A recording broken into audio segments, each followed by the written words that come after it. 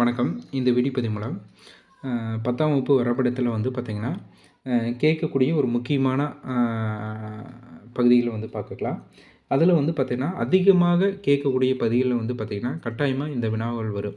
வரைபடத்தில் சென்னை, மும்பை, கல்கத்தா, டெல்லி இந்த 4 பகுதிகள் வந்து அடிக்கொருக்க நம்ம கேட்குறோம். ஏதோ ஒரு விதத்தில் வந்து நம்மளுக்கு கேட்குறோம்.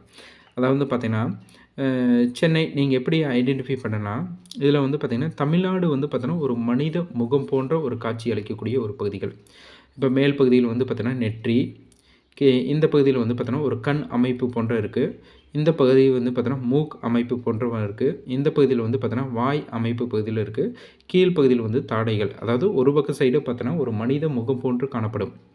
அப்போ பாருங்கள், தாடை, வாய், மூக்கு, அதுக்கப்புறம் கண், நெற்றி பகுதியில் வந்து நீங்கள் அழகாக சென்னையை குறித்து கட்டலாம். அதாவது ஒரு பெண்கள் வந்து நெற்றியில் பொட்டு வைப்பாங்க இல்லையா?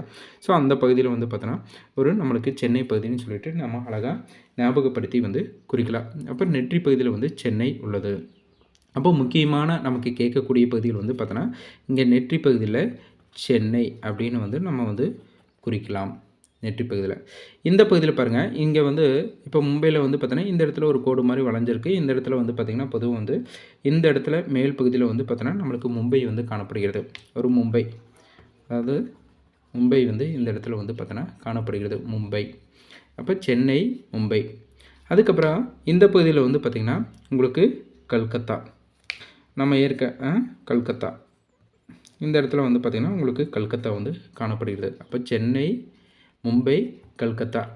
அப்போ இந்த இடத்துல வந்து பார்த்தோன்னா உங்களுக்கு டெல்லி வந்து காணப்படுகிறது. பொதுவாக வந்து டெல்லி வந்து பார்த்தோன்னா எங்களுடைய சென்ட்ரு பகுதியில், அதாவது இந்த இடத்துல ஒரு கோடு வச்சு அதுக்கப்புறம் இந்த எட்ஜில் வந்து ஒரு லைன், அதாவது இந்த ரெண்டும் ஒரு மிட் பாயிண்ட், அதாவது இந்த 2 பாயிண்ட்டு வந்து சந்திக்கிற இடம் வந்து பார்த்தோன்னா ஒரு டெல்லி. அதாவது ஈஸியாக ஐடென்டிஃபை பண்ணுறது. இங்கே மேலேருந்து ஒரு ஸ்கேல் மாதிரி ஒரு இமேஜின் லைன் மாதிரி இங்கே போட்டு அதுக்கப்புறம் இங்கே ஒரு லைன் போட்டு 2 மீட் பண்ண இடம் கூட வந்து பார்த்தோன்னா டெல்லி அழகாக குறிக்கலாம். இந்த டெல்லி, மும்பை, சென்னை, கல்கத்தா இந்த 4 பகுதியில் வந்து அடிக்குறுக்க கேட்குறாங்க. அப்போ இந்த 4 பகுதியில் வந்து நீங்கள் நல்லா வந்து பார்த்துக்கிட்டிங்கன்னா போதும். இந்த 4 பகுதியில் வந்து பார்த்திங்கன்னா உங்களுக்கு பன்னாட்டு விமான நிலையத்தை குறித்து காட்டுக அப்படின்னு வந்து கேட்டனா, ஏதாவது ஒரு பன்னாட்டு விமான நிலையத்தை குறித்து காட்டுகனா நீங்கள் கட்டாயமாக வந்து பார்த்தோன்னா இந்த 4 பகுதியில் ஏதாவது ஒரு விமான நிலையத்தை வந்து நீங்கள் குறித்து காட்டலாம். இப்போ டெல்லி அப்படின்னு போட்டு இதுவும் ஒரு பன்னாட்டு விமான நிலையம் தான். பிராக்கெட்டில் வந்து பார்த்தோன்னா ஒரு பன்னாட்டு விமான நிலையம் அப்படின்னு எழுதி காட்டலாம்.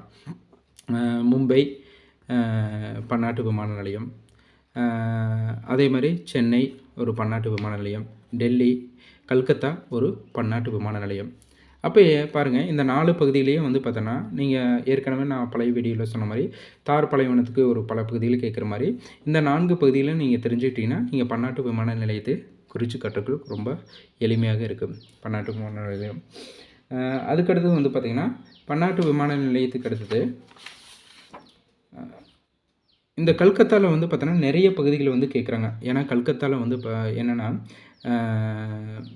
சணல் விளையும் இடங்கள், இந்த இடத்துல வந்து பார்த்தோன்னா இதே இடத்த தான் நீங்கள் வந்து மென்ஷன் பண்ணி காட்டுறீங்க. சணல் விளையும் இடங்கள்னால் இங்கே தான் வந்து பார்த்தோன்னா சணல் விளையுது. அப்போ சணல் விளையும் இடங்கள் வந்து இங்கேயே நீங்கள் கல்கத்தாவை நீங்கள் குறித்து கட்டலாம். சணல் விளையும் இடங்கள் கல்கத்தா. மேற்கு வங்காளம், அதே மாதிரி மேற்கு வங்காளங்கிறது வந்து நீங்கள் இங்கேயே இந்த இடத்துல வந்து எழுதிக்கலாம். மேற்கு வங்காளம் இங்கேயே எழுதலாம். மாங்க்ரோவ் காடுகளும் இங்கே தான் இருக்குது. மாங்க்ரோவ் காடுகளும் இங்கே தான் இருக்குது. ஏன்னா இந்த பகுதிகளெலாம் வந்து இருந்தாலுமே வந்து இங்கே நீங்கள் மாங்க்ரோவ் காடுகள் வந்து பார்த்தோன்னா இங்கே மட்டும் நீங்கள் குறித்து காட்டலாம். அதே மாதிரி சுந்தரவன காடுகளும் இங்கே குறித்து காட்டலாம். பாருங்கள், இந்த இடத்துக்கு எத்தனை பேருக்கு, அதாவது 1 கல்கத்தா ஒரு பன்னாட்டு விமான நிலையம், 2 பன்னாட்டு விமான நிலையம் கல்கத்தா, 3 சணல் விளையும் இடங்கள், 4 மேற்கு வங்காளம், 5 சுந்தரவன காடுகள், 6 மாங்க்ரோவ் காடுகள். அப்போ பாருங்கள், பன்னாட்டு விமான நிலையம் கல்கத்தா, அதுக்கப்புறம் சணல் விளையும் இடங்கள், மேற்கு வங்காளம், மாங்க்ரோவ் காடுகள், சுந்தரவன காடுகள். அப்போ 6 பகுதிகளும் வந்து பார்த்தோன்னா ஒரே இடத்துல நீங்கள் அழகாக குறித்து காட்டலாம். இந்த 6 பகுதியில் வந்து ஒரே இடத்துல நீங்கள் குறித்து காட்டு நீங்கள் அதிகமான மார்க்குகள் வந்து வாங்க முடியும். அப்போ டெல்லி, மும்பை, சென்னை, கல்கத்தா நம்ம தெரிஞ்சுக்கிறோம். அதில் வந்து பார்த்தோன்னா பன்னாட்டு விமான நிலையம், இதில் நீங்கள் எது வேணாலும் நீங்கள் குறித்து காட்ட முடியும். அதுக்கப்புறம் வந்து பார்த்தீங்கன்னா கல்கத்தாலேயே வந்து பார்த்திங்கன்னா சுந்தரவன காடுகள், மாங்க்ரோவ் காடுகள், மேற்கு வங்காளம், கல்கத்தா, சணல் விளையும் காடுகள், சணல் விளையும் இடம் மற்றும் பன்னாட்டு விமான நிலையம் நீங்கள் குறித்து காட்ட முடியும். நன்றி.